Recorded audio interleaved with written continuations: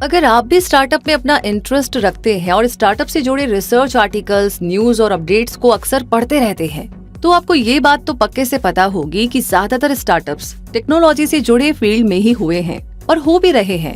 अगर इंडिया की भी बात की जाए तो टेक्नोलॉजी वाले बहुत से स्टार्टअप्स अपना पैर बड़ी जल्दी जमा चुके हैं और कई यूनिकॉर्न कंपनीज भी बन गए हैं।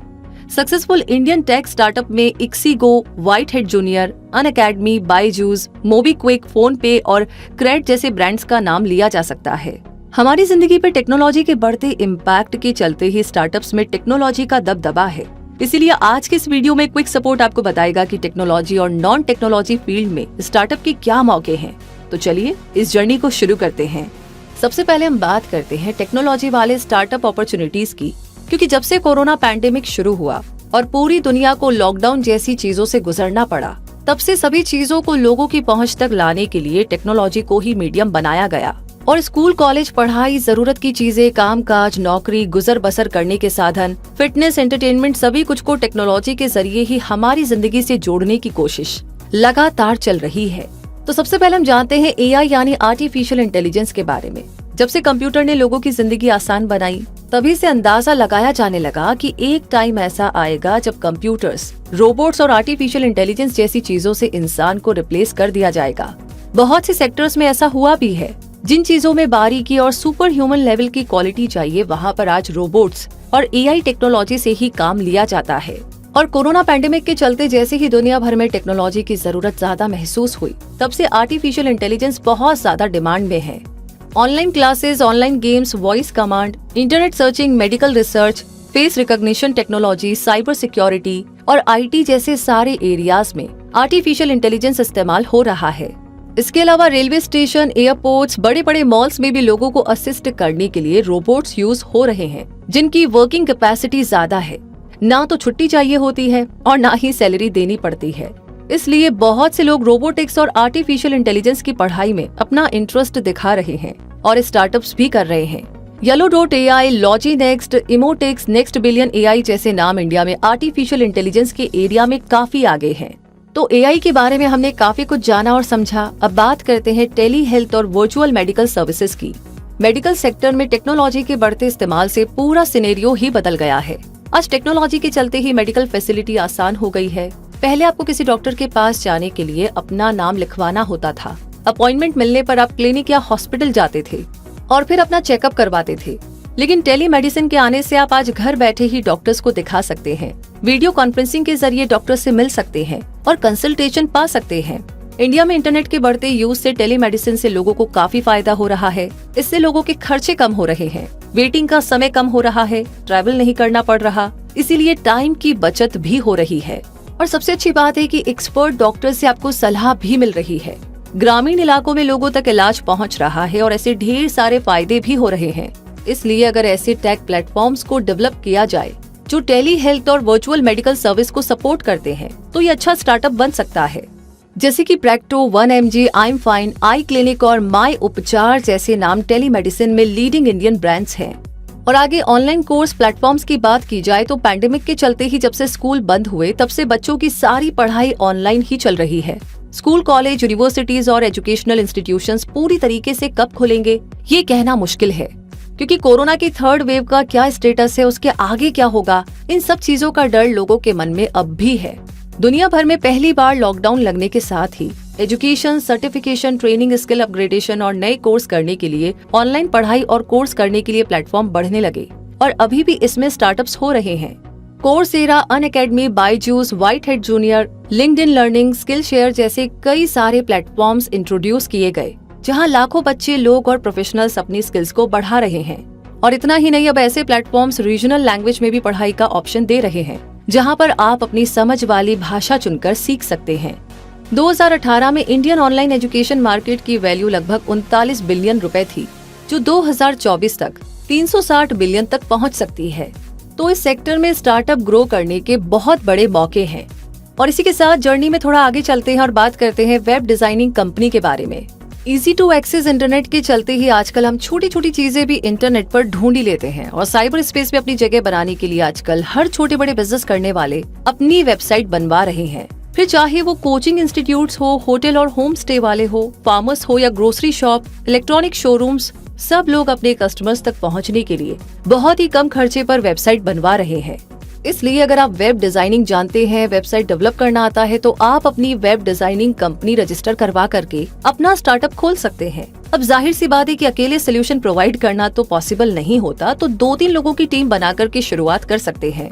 वेबसाइट डिजाइनिंग भी आईटी इंडस्ट्री का ही हिस्सा है और इंडिया में IT and business process management की बात करें तो फाइनेंशियल ईयर 2021 में इन दोनों इंडस्ट्री का रेवेन्यू था लगभग $140 बिलियन। तो इसी से आप अंदाजा लगा लीजिए कि वेब डिजाइनिंग कंपनी की कितनी डिमांड हो सकती है। सिर्फ वेबसाइट ही नहीं बनाना है, सालों तक उनकी मेंटेनेंस, अपग्रेडेशन और उन्हें सिक्योर बनाने के भी चार्जेस लगते हैं, जो कस्टमर को ही पे करना पड़ता है। तो यहाँ पर अच्छी सर्विस देकर के अच्छा प्रॉफिट निकाला जा सकता है। और अब आगे बात करते हैं सोशल मीडिया कंसल्टिंग कंपनी की।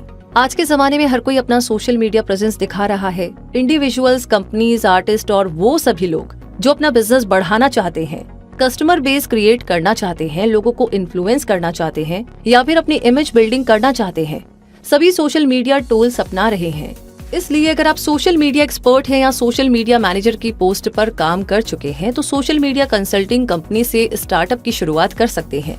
इस तरह की सर्विस में आप लोगों को बताएंगे कि उन्हें किस तरह के पोस्ट डालने हैं, किस तरह के कैंपेन करने चाहिए, किस तरह के हैशटैग्स यूज करने हैं, लाइक्स और फॉलोअर्स बढ़ाने के लिए क्या करना चाहिए, क्यों सोशल इवेंट्स का हिस्सा बनना है और अपने टैलेंट को किस तरीके से शोकेस करना है। क्योंकि कोई भी popular personality, celebrity, artist, sport person, politician को खुद इतना समय नहीं मिलता कि वो अपना सोशल मीडिया खुद से मैनेज करे और इसके लिए उनके पास सोशल मीडिया मैनेजर, एजेंसी या सर्विस प्रोवाइडर होते हैं।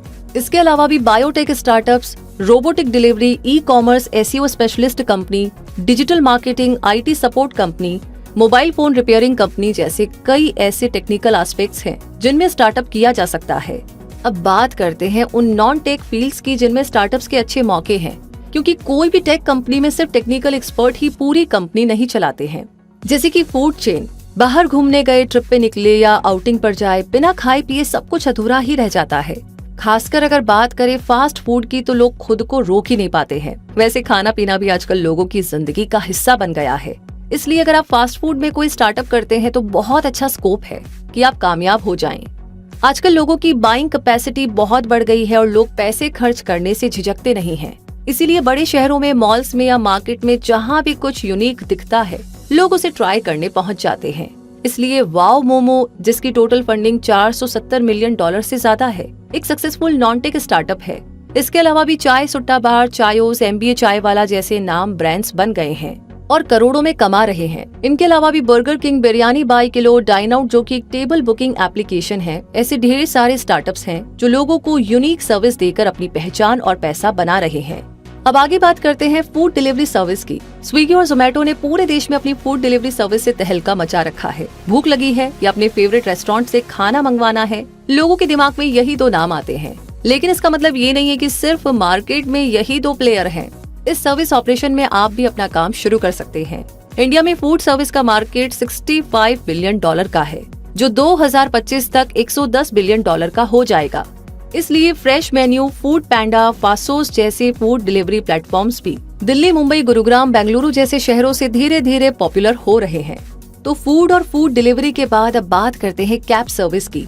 कहीं भी घूमने जाना है, एयरपोर्ट से किसी को पिक करना है, अपने पेरेंट्स को किसी दूसरे शहर भेजना है या फिर कॉर्पोरेट सर्विस के लिए गाड़ी चाहिए, लोग अक्सर कैब सर्विस लेते हैं क्योंकि इनकी अवेलेबिलिटी ज्यादा होती है, सर्विस अच्छी होती है। अब सर्विस अपग्रेड करवा सकते हैं और ऑनलाइन बुकिंग से चीजें बड़ी आसान बन जाती हैं। इसलिए ओला और उबर जैसे कैब सर्विस इंडिया के साथ साथ ओवरसीज भी अपना बिजनेस बढ़ा रहे हैं। इनकी बढ़ती डिमांड के चलते ही अब इस सेक्टर में और भी स्टार्टअप्स हो रहे हैं जो ग्रो भी कर रहे हैं। नए प्लेयर्स की बात करें तो the smart taxi, Meru cabs, अपना cab, red bus, zoom car, Rapido जैसे स्टार्टअप्स भी लोगों को अपनी सर्विस क्वालिटी से इम्प्रेस कर रहे हैं। तो अगर आप ट्रांसपोर्ट सर्विस के इस सेगमेंट में आना चाहते हैं तो स्टार्टअप की कोशिश को सफल बनाया जा सकता है। चलिए इसी के साथ इस जर्नी में अब आके हम बात करेंगे e commerce platform for food items. E commerce sector में ही online raw food items, grocery items और पैकेज्ड ड्रिंकिंग आइटम्स के साथ भी स्टार्टअप्स किए जा सकते हैं। आजकल बड़े शहरों में लोगों के पास इतना टाइम नहीं होता है कि वो अपने बिजी शेड्यूल से टाइम निकालकर मार्केट जाएं इसलिए उनकी डेली किचन रिक्वायरमेंट्स को पूरा करने के लिए भी ऑनलाइन प्लेटफॉर्म्स आ गए हैं, जैसे कि bigbasket.com जो फ्रेश सब्जियों के साथ साथ बाकी के सामान भी डिलीवर करता है। फ्रेश टू होम ये बेंगलुरु बेस्ड स्टार्टअप है और ये रॉ चिकन, मटन और मछलियाँ डिलीवर करता है। अब ऐसा हो सकता है कि मार्केट में आपको अपनी पसंद की कोई वैरायटी नहीं मिली, तो आप इन ई-कॉमर्स प्लेटफॉर्म से अपने फूड आइटम मंगवा सकते हैं। तो मुद्दा मामला ऐसा है कि नॉन टेक फील्ड में ऐसी और कई भी चीजें हैं जिन पर काम होना बाकी है। आपको अच्छे से मार्केट को ऑब्जर्व करना होगा और ऐसा कोई आइडिया डेवलप करना होगा जिसमें स्टार्टअप का स्कोप हो, या किसी एग्जिस्टिंग आइडिया में ही अपना वेंचर शुरू करना होगा जिसकी पहुंच आप अपने एरिया, शहर या स्टेट में बढ़ाएंगे।